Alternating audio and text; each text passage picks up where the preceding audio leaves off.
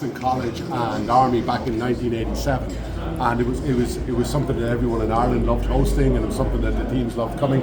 And then sporadically over the 1990s and early noughties, we had a couple of different games.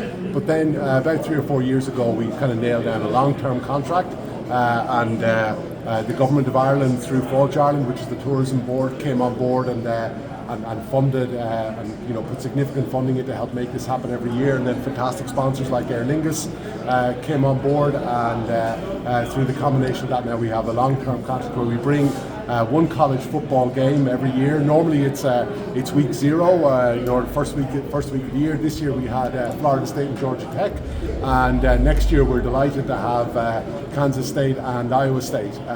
So bringing Farmageddon to Dublin, and as a nation strong on farming, we're delighted to have Farmageddon in Ireland.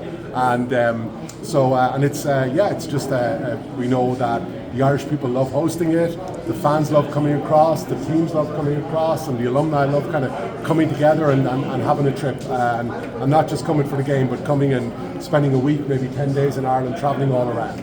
And getting to see the country, and it's super fun. So we're hoping to get as many as we can from Iowa and from Kansas over next year. Is there initial skepticism from your people for this type of football? I think there was an initial curiosity, and in terms of trying to understand how the game works and understand the rules of the game, and but that's grown over the years, and we have a lot of NFL fans in Ireland as well who watch the game. We even have an Irish American football team. Wouldn't be able to compete on the standards of these guys now, but it's certainly growing as a sport in Ireland, and so we love having it. It's becoming a real occasion. We sold out the Florida State and the Georgia Tech game.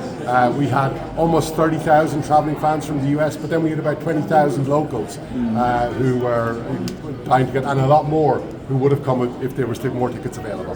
The start that Iowa State's off to has to be pretty exciting for you guys, and then Kansas State, those have been some good matchups over the years.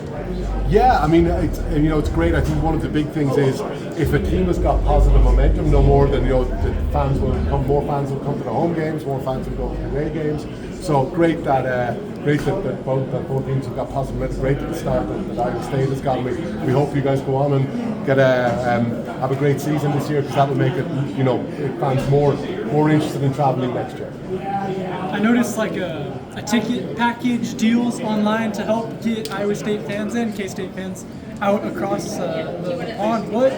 What kind of packages are available for fans if they want to go across? So I would suggest you go to cyclones2ireland.com, the number 2 in the middle, and that's where you'll find all the packages. You'll find all the different flights and the packages and the dates and the flights and the hotels and everything that you want to find out about going. That's been your impression of the game day environment here? It's exceptional. It really, really is. So we have some big sports in Ireland, so Gaelic football and hurling, and that brings an awful lot of passion and an awful lot of pride, and it's exactly the same as here. You can just bottle the pride, you can bottle the expectation, and I was just saying to one of my colleagues on game day in Ireland, so at the end of the season for the Gaelic football, you'll have children outside with a hurl and a ball and a stick, anything that just gets them involved, and it's the exact same here. So all the kiddos outside with the ball chucking it around, it's exactly the same, and it's absolutely wonderful. For any of you, how have you calculated, I guess, the economic impact of these games and how it's grown maybe over the years, if there's any comparison?